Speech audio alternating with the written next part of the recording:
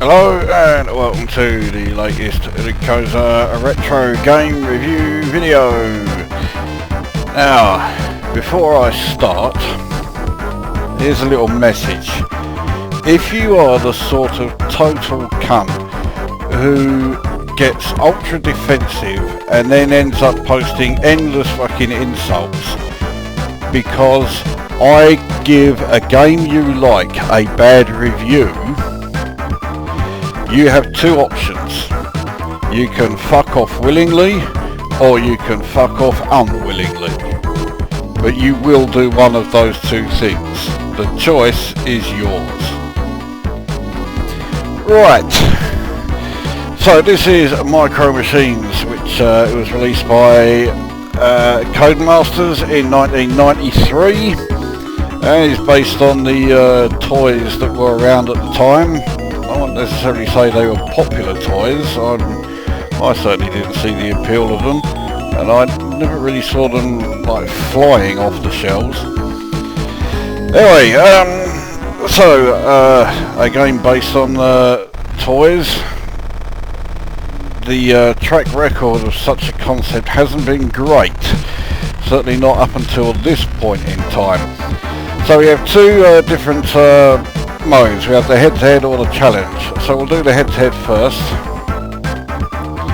This is a little bit different. Right, well I'll choose who I am. Oh well, let's be the fat cunt. Seems quite suitable for me. And we'll race against, let's race against this prick. Spider. Right. So the first mode is the qualifying race. I've no idea why a qualifying race is in this particular head-to-head mode. You'll see why when this one finishes and we get on to the actual first event proper. Now, the selling point for Micro Machines was that they were extremely small, and therefore you didn't get a great deal for your money. But that has been continued in the game. As you can see, your speedboats are actually racing in the bathtub. With the head-to-head, the idea is to get more than a screen length ahead of your opponent. If you do that, then the row of lights at the bottom there, one of the lights changes to your colour. And if you get all of the lights changed to your colour, then the event ends straight away. However, if you complete all of the laps, then whoever has the most lights lit is the winner, regardless of whether you cross the line first or not. So in this particular instance, Purple will not want to cross the line at all, because he's going to lose no matter what happened.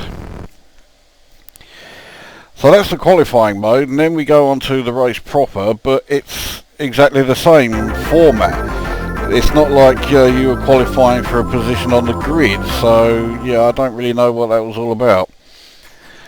Now on this one it's racing these small cars, and this time you're racing on the kitchen table with various breakfast cereals. They look like Cheerios, marking out the course. And okay, around this time there were so many titles of this gaming genre around that they were looking for pretty much anything to make their game stand out and look differently. And well, let's face it, it works. It does make it look different, and it certainly does a good job of showing the tiny size of the toys in question. Now, as you can see, because well, the fact that you're racing on the kitchen table, if your car happens to fall off the kitchen table, that counts as well, a crash. And you don't see that happening in Formula 1 all that often. How often did Lewis Hamilton lose a race because his car fell off the kitchen table? So I mean, it's certainly a novelty, but yeah, it's not a bad novelty. That was the worst car I've ever had. Now, you do only lose a life, but the trouble is the way that they've got the losing of a life is so long-winded, because it stops the race, and then it loads up this screen just to show you that your lives have gone from 3 to 2, and then you press fire and it loads it back up again. And yeah, surely they could have come up with a better way of doing that. So alright, let's try this again. I mean, you've got a pretty good idea of how the head-to-head works, and it's not as if the game is particularly difficult, or not the first two anyway. The powerboat in the bath is quite easy. This is quite easy, even though I made it look like it was fucking difficult. But the race after this is bloody tough. I've never been able to finish, well, I've come last every single time. So yeah, the next race is seriously difficult. But what I shall do, I will show that in the challenge mode rather than head to head. The challenge mode is more like your typical race.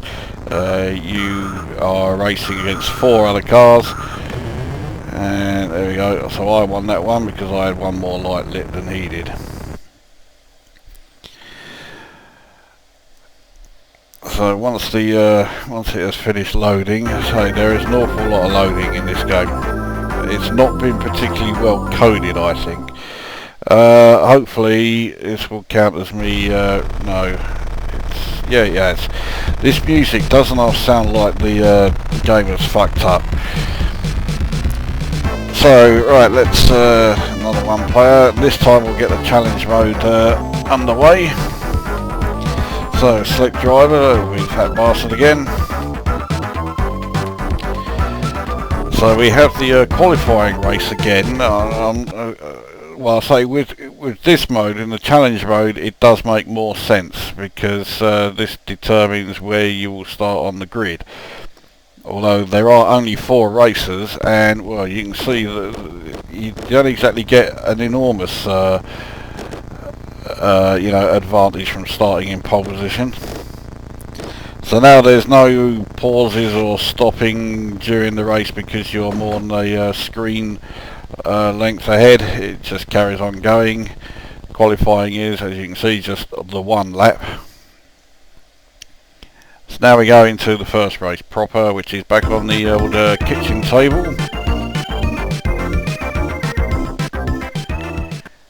I don't know if coming second or third qualifies you either. I've won it every time. Right, so you have to pick 3 more races. So let's have that spider prick again. Let's have the cherry tart, and let's have Dwayne, who looks like a complete prick. Right.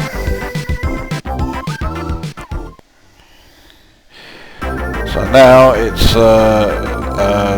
the actual challenge race proper. So we are back on the breakfast table. This time, as you go through the races, you build up a collection. I don't know why it chooses to put the cars where they do, but with the next race it's right in the top corner. I don't know where they go after that though, because I've never got past the race after this one. So, 4 lap race. Let's try not to fuck it up like I did in the head-to-head one.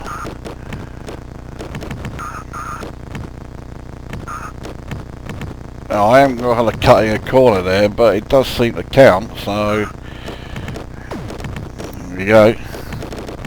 I guess it depends on just how much of a corner you cut.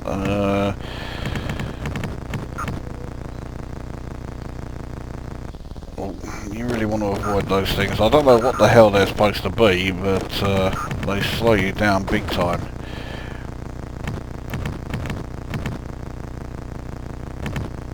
But you can hear all the other cars still moving around, and in later races when you are lagging behind, it gives you a bit of an indication as to how far ahead they are. There we go, so it is only 3 laps actually, even though it says laps to complete 4 at the start. Oh well. So we win that one, and on to the next one. Now I may as well get on with the actual review part. Graphically, I think the game's fine. It's it wasn't exactly groundbreaking when it came out, but I mean the background graphics and everything certainly gave it a unique selling point. As I say, there were so many games of this particular racing genre that they needed some kind of unique selling point, and this game had it. So yeah, I'll give them kudos for that. But yeah, graphically it was nothing fantastic. Audio is pretty pathetic, really. The music is, well, rubbish. The jingles are reasonable. The in-game effects are okay without being anything remarkable. And in terms of gameplay, it's not a bad game at all. I mean, it's not setting the world afire, but there's nothing dreadful about it. It's not bad. It is, as I'm probably making it look, it may not necessarily be extremely tough, but it just seems like it if you're watching me race and constantly falling off the desk.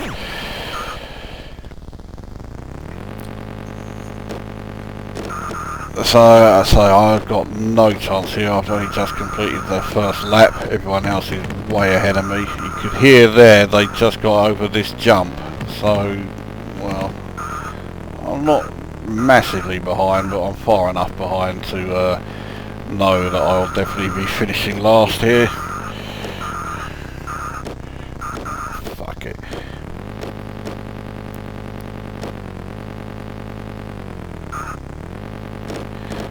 Actually, although I'm still not exactly doing great, this is certainly the best I've done in this race. Well, ever, I think. For a moment I actually was on the same screen as one of the other cars, which is almost unheard of for me in this race.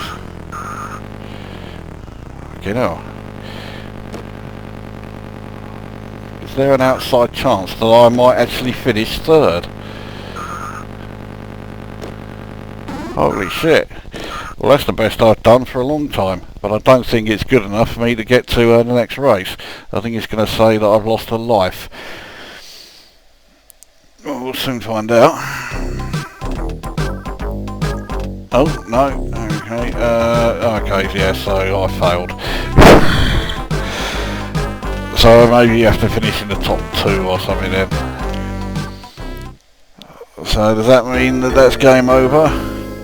No, it's 1 life loss. It's an extremely long-winded way of showing that you've lost a life.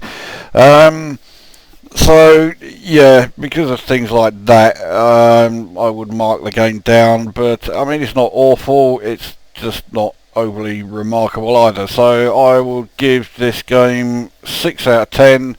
The novelty is there, so it's not one that I would completely dismiss out of hand.